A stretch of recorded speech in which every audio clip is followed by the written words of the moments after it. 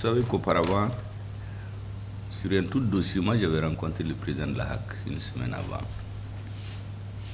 Et il m'a brossé la situation d'ensemble. Parce que moi je sais, plus que certainement beaucoup d'hommes politiques, le rôle de la presse dans la vie de la nation. Si vous voyez que mon mouvement a subsisté en grande partie, c'est dû à la presse. À un moment donné, toutes les portes nous étaient fermées. On ne pouvait pas se réunir. Ce n'est que la presse qui a permis de percevoir la lumière jusqu'à ce que le grand jour éclate. C'est pour cela que vous avez souvent entendu dire que moi, je ne vais jamais dans la vie d'un politique convoquer un homme de presse devant un juge, ni dire c'est un homme politique. Quand on est devant, on se bat avec ses idées. Si c'est un homme politique ou un homme de presse, si vous êtes avec la vérité, ça finit par éclater. C'est d'ailleurs arrivé à plusieurs reprises. Au début de la transition, vous avez entendu beaucoup de choses. À un moment donné, il y a des hommes politiques qui ont dit qu'ils voulaient les assassiner. Et ça fait le buzz. Je me rappelle, madame m'a même demandé, mais pourquoi tu ne portes pas plainte? J'ai dit, mais en tant qu'homme politique, si je passe le temps à porter plainte, je ne vais pas finir. Il dit que je voulais le tuer. C'est lui qui a été menacé de mort, donc c'est lui qui doit se plaindre. Et puis demain, un autre peut se lever et m'accuser de toute autre chose. Je vais passer mon temps dans les tribunaux en train de me plaindre. J'ai laissé le temps, et le temps a clarifié les choses. C'est la même chose que les journalistes. Les journaux les plus opposés à ma personne, ma vision, souvent même à ma personne, parce qu'il y en a qui m'insultent carrément. Hein. Moi, j'ai eu des insultes grossières, père et mère, dans la presse à un moment donné. Mais je n'ai jamais traîné un journaliste devant les tribunaux. Même lorsque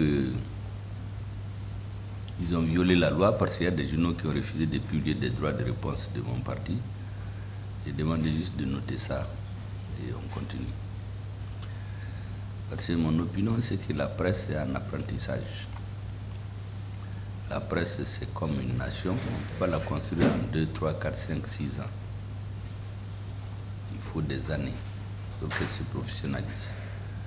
Et puis le manque de travail fait qu'il y a tout dans la presse. C'est devenu le lieu de refuge de tous ceux qui n'ont pas d'activité intellectuelle auquel ils peuvent. Si vous prenez les journalistes, il y a très peu qui ont fait des écoles de journalisme. D'ailleurs, les plus grands journalistes dans le monde, ce n'est pas forcément des gens qui ont fait des écoles de journalisme, vous le savez autant que moi.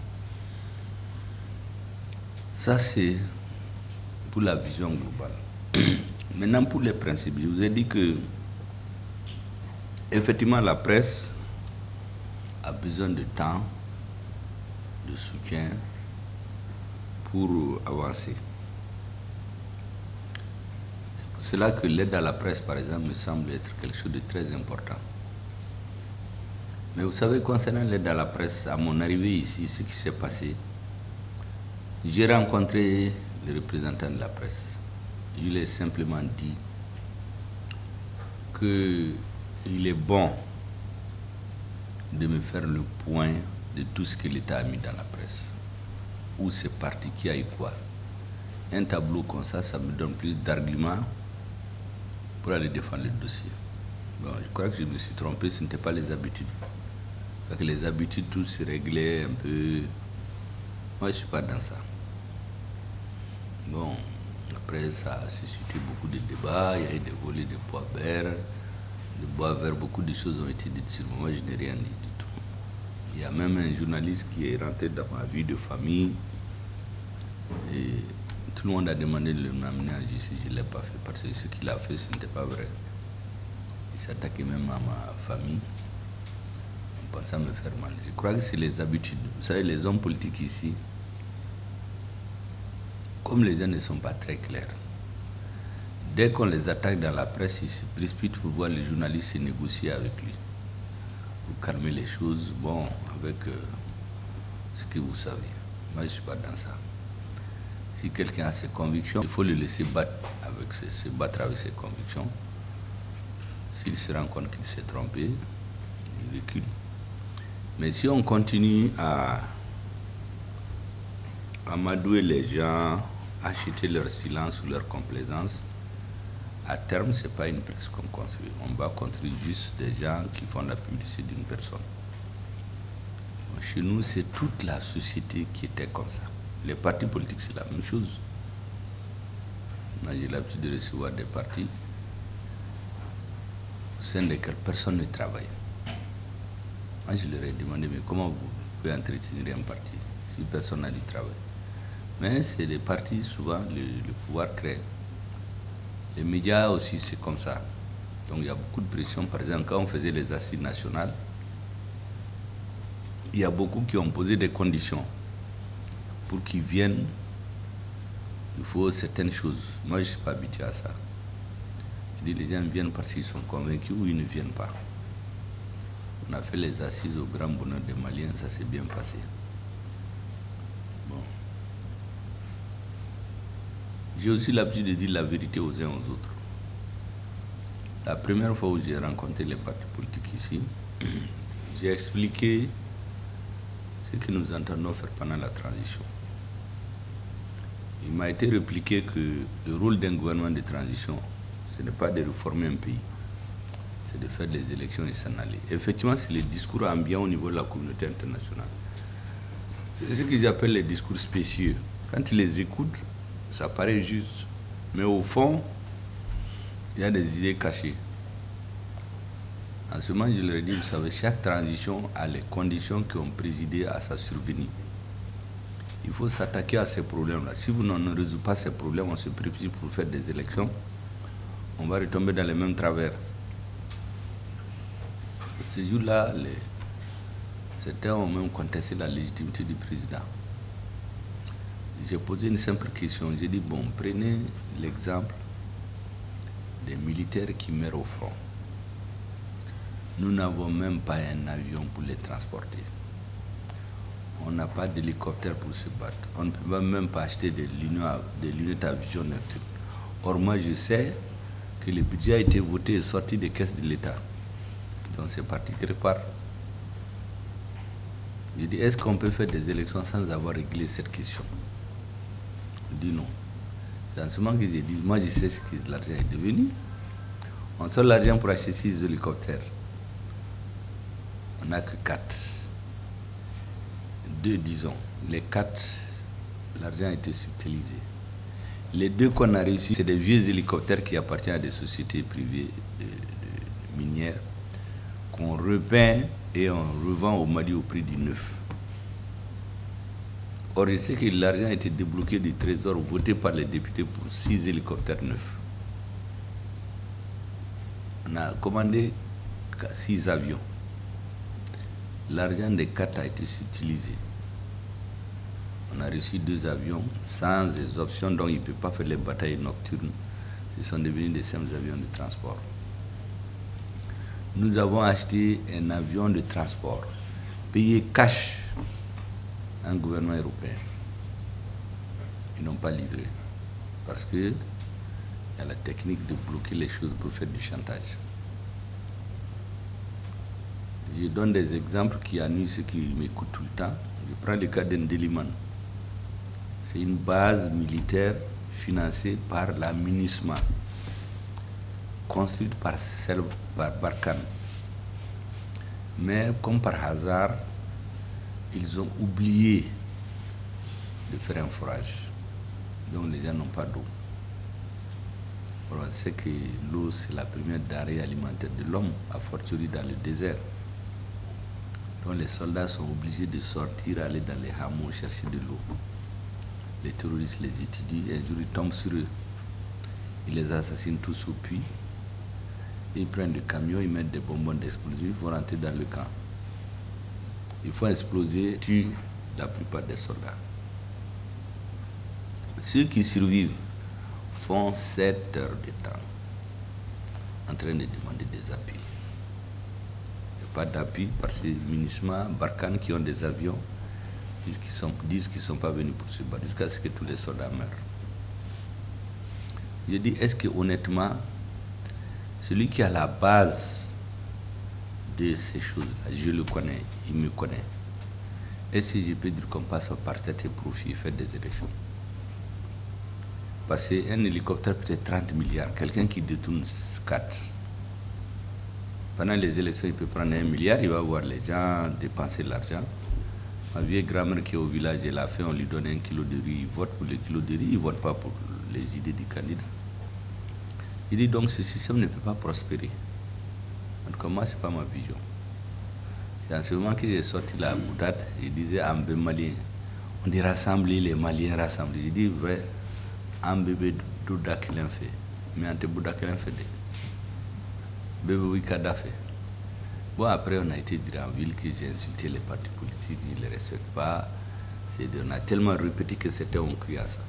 Ça ne s'est jamais passé. Heureusement qu'il y a quelqu'un qui a dit une fois que les partis disent des choses qui ne sont pas toujours vraies. Parce que lui, dans son parti, il a eu une invitation écrite du Premier ministre. Parce que les invitations au parti, je tenais à les signer moi-même. Même pas mon cabinet. Donc, c'est la même chose pour les médias. Les médias ont besoin du gouvernement comme le gouvernement a besoin des médias. Dans les villages, là, les lieux éloignés, je sais que c'est les radios de proximité qui donnent les nouvelles. Moi, j'ai mes parents au village. Leur première source d'information, c'est les radios de proximité. Donc ça, c'est perçu de tout le monde. C'est comme ton meilleur enfant que tu aimes. On dit qui aime bien, châtie bien. Mais la réalité, c'est qu'être dans les médias, comme je dis dans les radios, c'est devenu un moyen de subsistance. Donc beaucoup se sont retrouvés comme des animateurs. Ils n'ont pas fait le journalisme. Souvent, on a aidé à avoir des stations radio. On aimait, et les gens vivent de ça. Quand j'ai devenu ministre de la Communication en 2015, j'ai trouvé que les gens payaient 10 millions, 6 millions pour avoir une radio. Quand je suis venu, j'ai pris toutes les demandes. J'ai réuni tous les propriétaires de radio, toutes les demandes. Et on a servi tous, premier arrivé, premier servi. Aucune autorité n'a intervenu. Les autres, on leur a dit d'attendre, on va réaménager le spectre et on leur donna des fréquences. Et c'est comme ça que beaucoup ont eu leur radio sans avoir besoin d'intervention ni de payer d'argent. L'autre chose, c'est que la HAC a été prévue légalement depuis 1991. Jusqu'en 2015, quand j'étais devenu ministre de la Communication, il n'y avait pas de HAC. Pourquoi? Manque de volonté politique. Parce qu'on écrit des choses, mais on ne veut pas les faire. On ne voulait pas avoir un organe indépendant qui peut prendre ses responsabilités. Il fallait un organe administratif qui obéit aux injonctions de l'État. On a trouvé les moyens, la HAC a été créée, les décrets pris, les membres nommés et mis en fonction. Maintenant, dans la bataille que nous sommes en train de mener, il y a deux acteurs.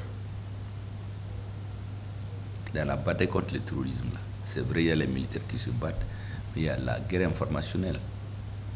Et le rôle des radios de proximité pour éclairer la population, c'est extrêmement important. Vous savez, on m'a raconté une anecdote du village. J'ai dit, mais vous avez l'imagination fertile. Ils disent que quand j'ai été tenir mon discours à l'ONU, qu'au retour dans l'avion où je venais, qu'il y a Macron qui a levé des chasseurs pour aller intercepter l'avion. Et que Poutine aussi a levé des avions pour aller protéger mon avion. J'ai demandé à mon beau-frère, mais qui vous a dit ça? Il dit, c'est le message au village. Le simple fait qu'ils soient au courant de cet événement-là, c'est les radios de proximité qui l'ont fait, même s'il y a un peu de ziri là-dedans, comme on dit. Donc moi, je suis très conscient du rôle des radios de proximité. Et dans le développement de notre pays, la prise de conscience, parce que nous, on fait qu'on parle beaucoup, mais ce message-là, c'est les radios qui l'apportent auprès des citoyens. Donc dans la guerre informationnelle que nous menons, le rôle de la presse est très important. Il y a maintenant le gardien du temple, la HAC. C'est le gendarme en quelque sorte du secteur. Vous avez vu ces radios médias internationaux là qu'on a fermés chez nous, qui faisaient de la propagande. Vous savez, moi j'écoute ces radios-là, bon, il y a des articles sur moi dans la presse internationale, il y a même certains dans la presse nationale qui disent mais pourquoi il écoute ces radios? Je dis mais lui n'a rien compris. Ces radios, on les a amenés juste dans les petits villages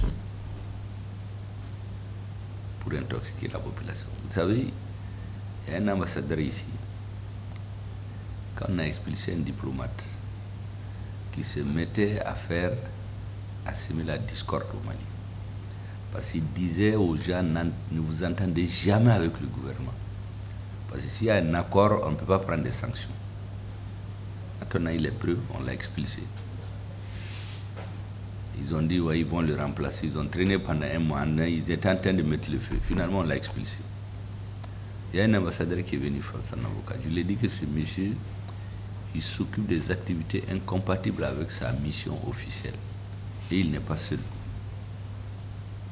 Il est mis en garde.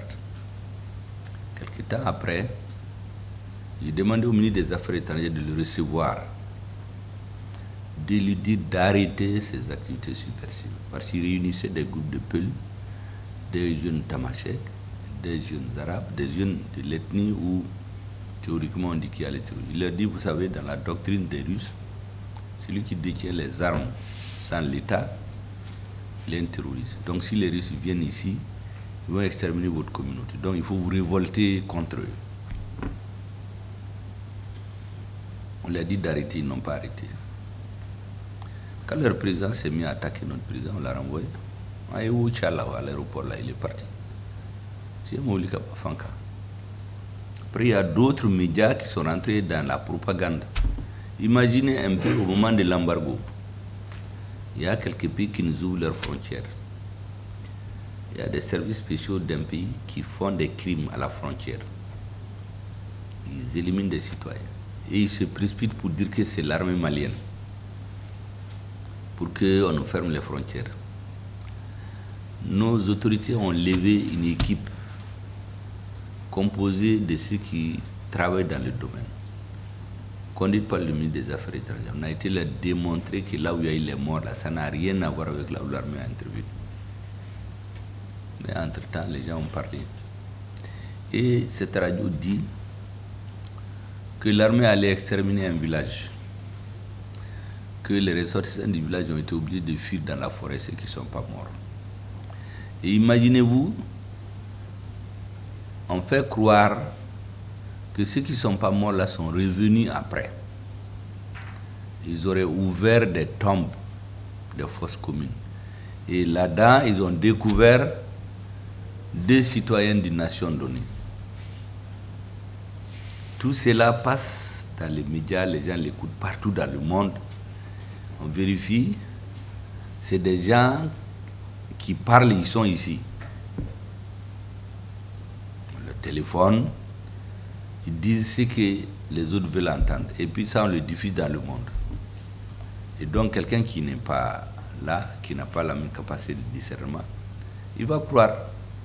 On a compris clairement que c'est pour créer la discorde, la zizanie et des troubles.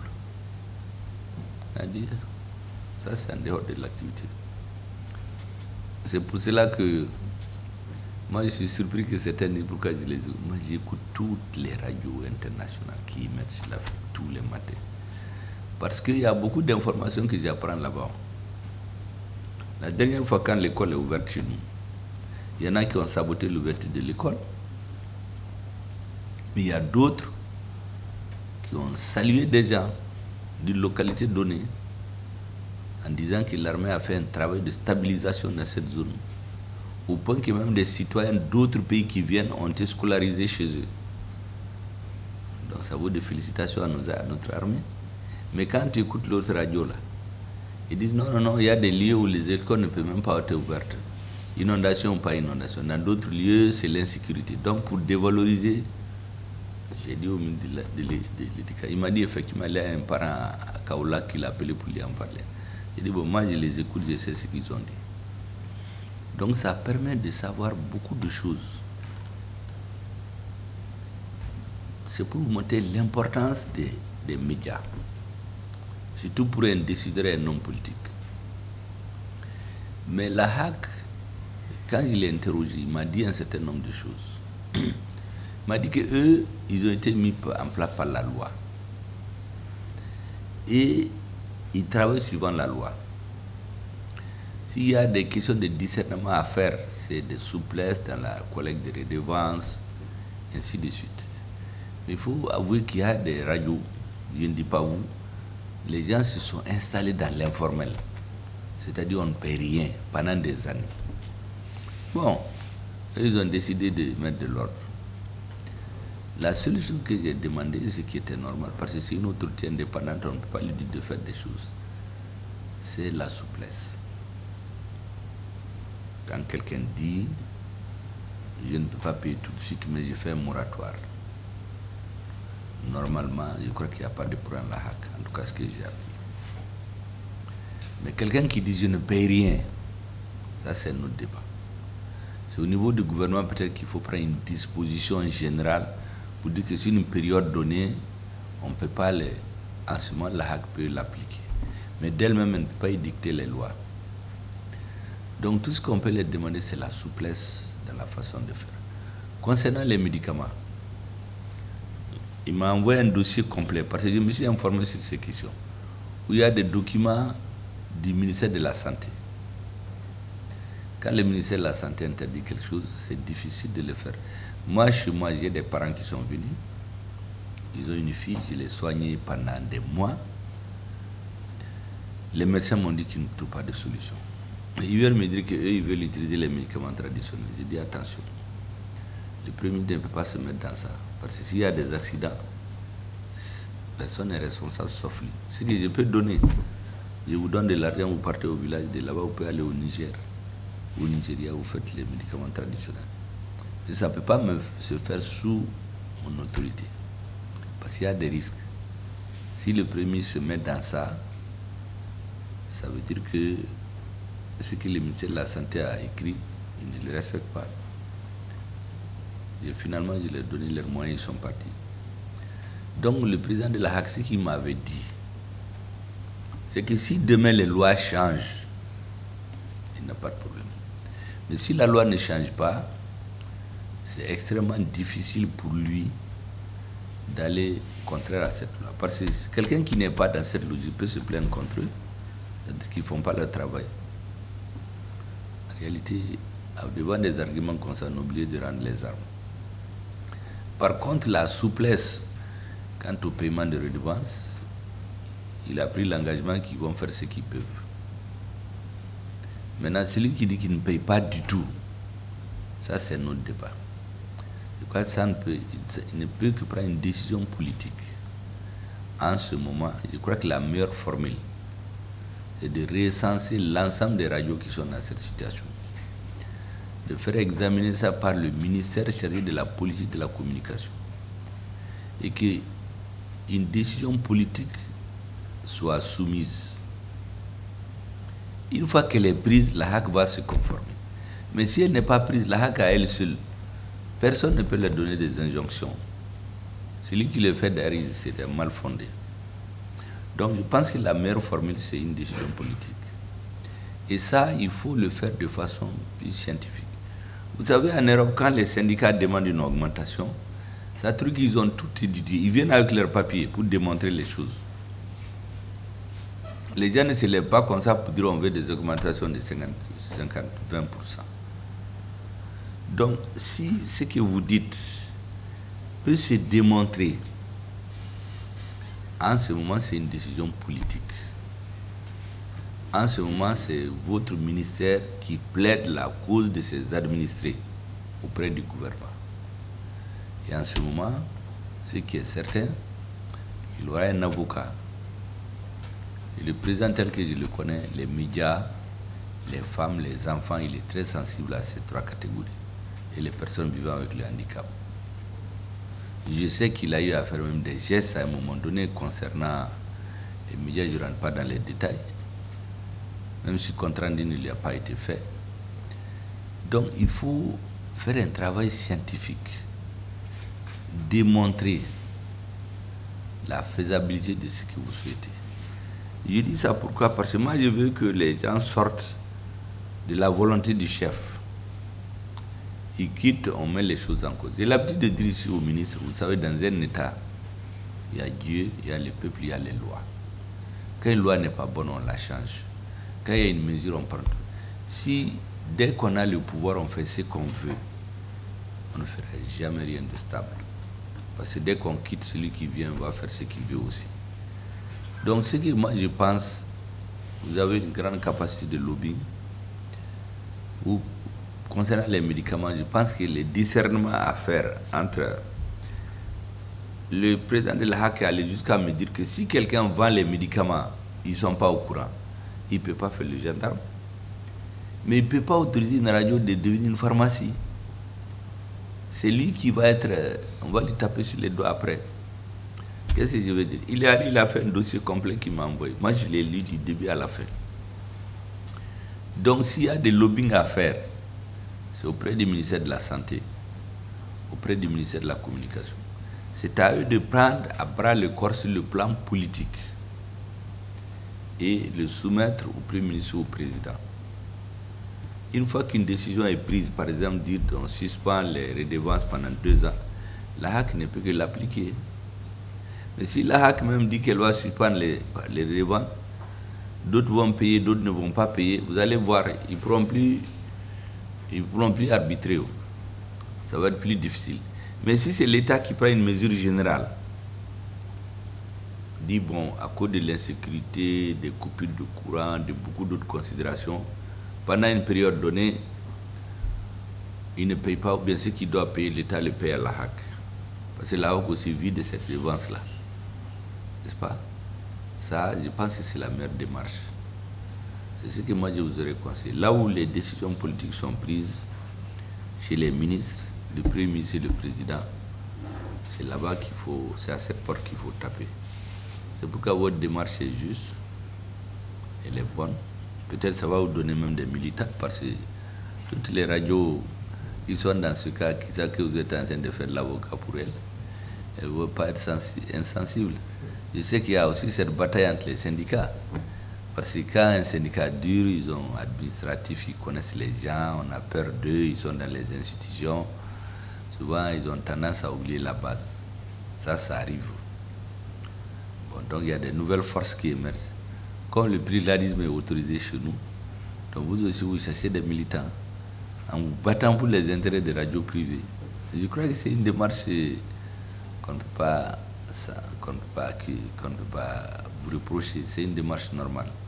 Donc, ce que moi je vous demande, les problèmes que vous avez, il faut les recenser, les pour et les contre, discuter avec les ministres concernés, en l'occurrence le ministre de la Justice et le ministre de la Communication, ou bien que votre ministre fasse le porteur du dossier pour faire le porte-à-porte chez les autres, parce que lui, il est votre avocat. En ce moment, c'est eux qui soumettent une communication au gouvernement pour dire que compte tenu de la situation du pays, ils demandent telle chose. Et en ce moment, une décision politique est prise. La seule chose que j'ai demandé à la HAC, et il m'a donné la preuve que c'est comme ça qu'il travaille, c'est de ne pas faire la différenciation, la discrimination entre les Maliens. Ce qui n'est pas acceptable, c'est de prendre une mesure générale et laisser passer par les mailles du filet certains parce qu'ils ont des relations. Ils ne payent pas. Ça, ce n'est pas acceptable. Mais si la mesure générale s'applique à tout le monde, un gouvernement est très mal fondé pour leur faire quelques reproches que ce soit. Et ils appliquent la loi. En tout cas, je pense que c'est la plus utile et plus productive des démarches. Sinon, le Premier ministre va vous dire des choses qui vous plaisent, on va applaudir, tout le monde nous kire. Après quelques semaines, on va faire on est allé chez lui, il nous a bien parlé, mais il faut y aller. Ça trouve que tout le monde est content le jour de la réunion. Moi, je préfère qu'on se dise la vérité, quoi. Ce qui est possible, qu'on dise qui aime bien châtie bien, quoi. Moi, j'aime bien la presse. Donc, je préfère que les choses se fassent normalement. Parce que si ça se fait, c'est quelque chose de pérenne, c'est bon pour tout le monde. Imaginez-vous un peu ce que j'ai demandé, ça fait 3 ans que je suis Premier ministre.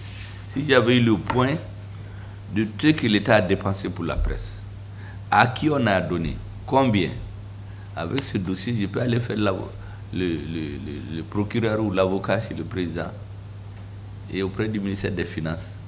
Mais venir dire seulement, il faut l'aide à la presse, parce que ces aides-là, souvent, ceux qui les ont énoncées, ils l'ont fait avec de bonnes intentions. Mais dans la pratique, ce n'est pas égalitaire. Dans la pratique, les objectifs, c'est une nomenclature qui se crée, qui vit de ça. Beaucoup de faitières que vous voyez là, en fait, c'est des structures qu'on crée pour que le sommet vive de ça. Et même nos États, c'est comme ça. Hein. Et vous avez une nomenclature comme ça, ils sont dans les institutions, ils sont partout, ils vivent de ça. Et c'est pourquoi il faut qu'on dise de renouveler les bureaux. Parce qu'en fait, les gens ne sont pas là pour travailler, les gens sont là pour défendre leurs intérêts personnels. Moi, c'est de ça que je veux qu'on sorte. Si quelqu'un vient, il défend les intérêts de sa corporation. À charge pour lui de chercher qu'est-ce qu'il doit faire. Comme vous êtes en train de vous battre pour les redevances des radios de proximité, je sais que vos militants qui vont vous voir en train de parler de ça, ils vont dire, ah, maintenant on a eu des dirigeants, et vous allez avoir quelques adhérents. N'est-ce pas? Donc c'est normal ça, parce qu'on est dans un système de pluralisme. Donc ce que je vous conseille honnêtement, c'est ça la bonne démarche. Et ça fait un travail scientifique pour montrer ce qui est possible, ce qui n'est pas possible. Parce que c'est très facile de dire, il faut payer. Imaginez là où il y a l'insécurité, il n'y a même pas de radio. Les gens ne vivent même pas. Si vous partez, on vous tue. Ou bien il n'y a pas d'électricité. Bon, on vous dit de payer des redevances. Celui qui doit dire de payer, c'est son rôle de dire de payer. Mais peut-être il y a quelqu'un d'autre qui est dans une zone où il n'y a pas l'insécurité, vous vous appelez tous radio de proximité. Donc il faut que le politique ait des arguments pour décider. En ce moment, ce serait bien pour tout le monde. En tout cas, c'est la démarche que nous faisons depuis que nous sommes venus. Et j'ai invité Lahak, le ministre de la Communication, c'est pour qu'ils entendent ce que je vais vous dire. Ce n'est même pas nécessaire, on pouvait faire l'audience sans eux. Moi, je préfère toujours que ceux qui ont la main à la pâte entendent ce qu'on s'est dit. C'est pour ça que je n'organise jamais des audiences sans les ministres. Le rôle du Premier ministre, c'est de faire la coordination, ce n'est pas de trancher. Il peut arbitrer. Donc, c'est sur quoi on s'est entendu avec vous. J'espère qu'ils l'entendent, qu'ils rapportent à leur cabinet, qu'ils tirent les conclusions. Et vous aussi, continuez votre travail. Il ne faut pas faire en sorte que ça n'a pas marché, donc vous baissez les bras. Vous savez, quand vous avez une bonne cause à défendre, c'est comme quand l'homme grandit. Tu tombes, tu te lèves, tu tombes malade, tu avances. Mais si au premier obstacle, tu laisses tomber là, c'est fini. Hein? Parce que les grands succès, personne ne les a eus au premier coup. C'est toujours à force de revenir à la charge, d'expliquer, de documenter. C'est en seulement qu'un jour, vous pouvez avoir gain de cause. En tout cas, c'est ce que je voulais vous dire, Monsieur le Président. Et vous saluer. Vous savez, une organisation comme la ONG, jamais de trop. Je dis souvent aux ministres, la société, c'est comme un jardin. Plus il y a des fleurs, mieux c'est. La société n'est pas un camp militaire. Dans les camps militaires, c'est l'ordre, la discipline, c'est oui ou non. Mais s'il y a des syndicats qui se battent pour les travailleurs, des représentants, bon, c'est une très bonne chose. Peut-être après vous, d'autres vont venir, je leur dirai la même chose. Maintenant que les meilleurs gagnent en République du Mali. Vraiment, c'est ce que je voudrais vous dire.